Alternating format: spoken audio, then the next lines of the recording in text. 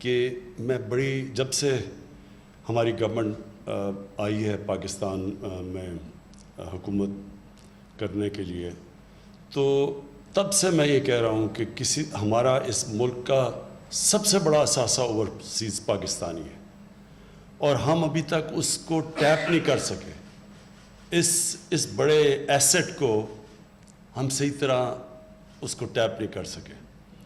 ہمیں یہ سمجھنا چاہیے کہ جب ہندوستان اور چائنا دونوں نے جب اپنا جو پروگریس شروع کیا، تو ان کو جو سب سے پہلے جو انویسٹمنٹ آئی ہندوستان میں بھی اور چائنا میں بھی، وہ ان کے اوورسیز ان کی ایکسپیٹریٹ کمیونٹی تھی، ان کے جو باہر ہندوستان کے جو لوگ باہر کام کر رہے تھے اور چائنا کے لوگ باہر کام کر رہے تھے۔ تو ہم نے جس طرح اس ٹیلنٹ کو، ہمیں جو اثاثے کو پاکستان میں جس طرح ہمیں ان کو لانا چاہیے تھا، اور نیشن بلڈنگ میں جس طرح انہوں نے ہماری مدد کرنی تھی، وہ بدقسمتی سے ابھی تک نہیں ہوئی۔ تو یہ ایک بہت بڑا پہلا قدم ہے اور بڑا قدم ہے، بیکاز یہ جو روشن ڈیجیٹل اکاؤنٹ یہ جو شروع کیا آج آپ نے، یہ ایک موقع دیتا ہے پاکستانیوں کو پارٹیسپیٹ کرنے کا پاکستان کی بزنسز میں۔ ہماری جو ابھی بہت بڑا انیشیٹو ہمارا کنسٹرکشن کا ہے، جو پاکستان کی تاریخ میں سب سے بڑے 2 پروجیکٹس ہیں، اور بھی بڑے ہیں، بادشاہ ڈیم بھی ہے، مومند ڈیم ہے، ہماری ML1 پہلی دفعہ پاکستان کی تاریخ میں ایک نئی ریلوے بنانے لگے ہیں، جو 2 نئے شہر بنا رہے ہیں، ایک بنڈل آئلینڈ سندھ کے اندر اور دوسرا راوی سٹی لاہور میں۔ یہ بہت میگا پروجیکٹس ہیں۔ ان سب میں ہمیں اوورسیز پاکستانیز کو ہم نے پارٹیسپیٹ کروانا ہے، انہوں نے شرکت کرنی ہے اس میں۔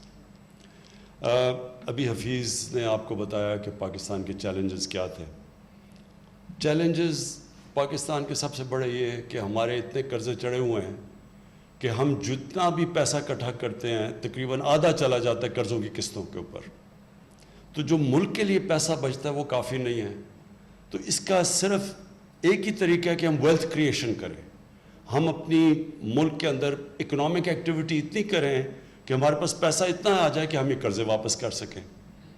تو اس کے لیے بھی یہ جو ہمارا کنسٹرکشن کا پورا پیکج ہے، اس کا مقصد ہی یہ ہے کہ یہ جو 2 بڑے شہر ہیں، اس میں اتنی زیادہ اکنامک ایکٹیویٹی ہو، کیونکہ کنسٹرکشن میں جیسی شروع ہوتی ہے 30 ریلیٹڈ انڈسٹریز ہیں جو کہ ایک دم چلنی شروع ہو جاتی ہیں۔ تو اس سے جو سارا اکانومی کا پہیہ چلے گا، اس سے انشاءاللہ جو ہماری ریونیوز بڑھیں گے، ویلتھ کریٹ ہوگی، اور انشاءاللہ اس سے پھر ہم قرضے واپس کرنے کی ابیلٹی رکھیں گے، ہمارے پاس صلاحیت ہوگی۔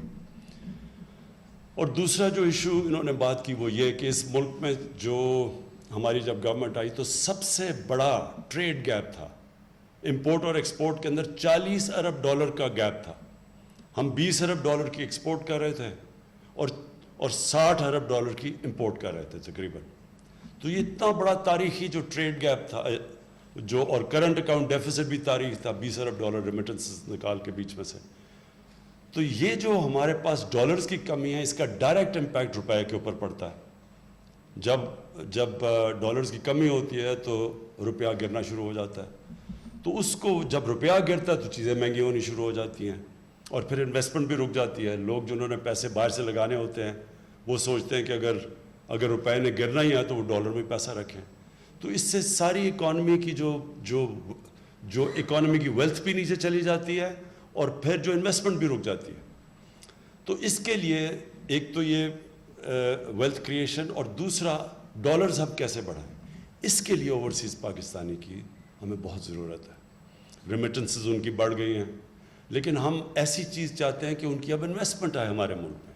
ابھی تک ہم ان کو کوئی وائبل چیزیں نہیں پریزنٹ کر سکے انویسٹ کرنے کے لیے، جو کرتے بھی ہیں انفارچونیٹلی ہمارا سسٹم جیسے ایز آف ڈوئنگ بزنس آسانیاں ہوتی جائیں گی انویسٹرز کے لیے، تو انشاءاللہ وہ ادھر بھی آئیں گے۔